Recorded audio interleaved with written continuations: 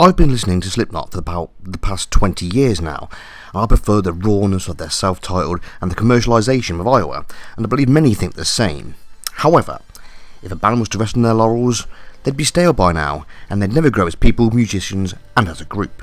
The ability to refresh themselves as members by taking breaks, doing their own things, etc. makes it more refreshing for a band when they come back together with heightened passion and determination to better themselves than the time before.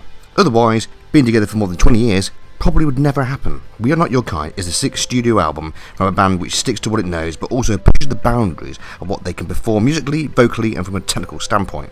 They had catchy riffs, catchy choruses and hooks that made the heavy guitars coupled with EDM samples in the right places made people stand up and listen. We Are Not Your Kind has so much going on that only headphones can really truly offer you the experience this album deserves and demands.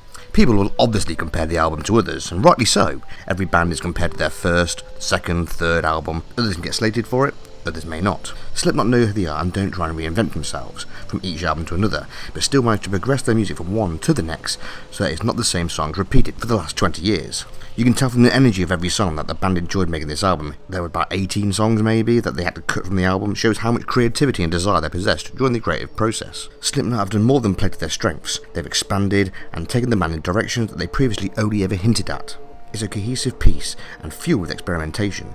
Taylor's clean singing is as catchy as ever, yet it never interferes with his own hard-hitting vocal exploits. Slipknot have always worked best with a narrative direction, and each album has given us a story of where the band were in that moment in time. Lyrically, it feels as if the record is mostly upon, the past few years of Taylor's life, and requiring him to amass the strength to keep from resorting to old ways. It's unclear if he succeeded, judging from the songs themselves, possibly a mix of yes and no. Now, if the album was only contributed by Taylor's past few hectic years, I think the core feel of the album would feel one-dimensional. There are places that seem based deep within his own struggles and his own personal relationships, be it married life or other, and also as a different dimension to his lyrical content. Of course, some die-hard fans will complain about the album and many of the songs. I mean, most want to see them, be a carbon copy of Iowa for some reason. I don't understand why people are like this.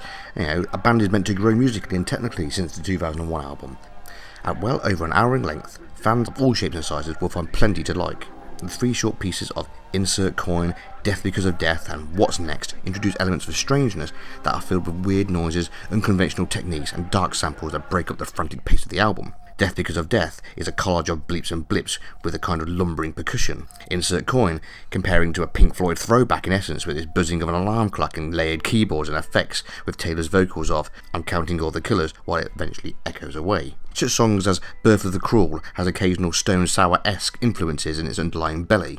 Nearer is a major high for the album, with its frantic collection of what Slipknot is all about, serving as a reminder that the band still shatters boundaries and gives a middle finger to do whatever the fuck they want. Spiders earns its title with its piano melody like a creeping spider throughout the track on a web, basically ready to pounce on its captured prey. And Unsainted, a throwback to one of those Iowa days to a degree, and also a typical single release due to its structure, progression and mass-scale appeal chorus lyrics. Overall, the album is a success. There are points which I feel could have been put together better, and in places where I think this doesn't require to be in there really. However, most are always just going to be subject to either me being picky or just my personal opinion, and isn't in my taste.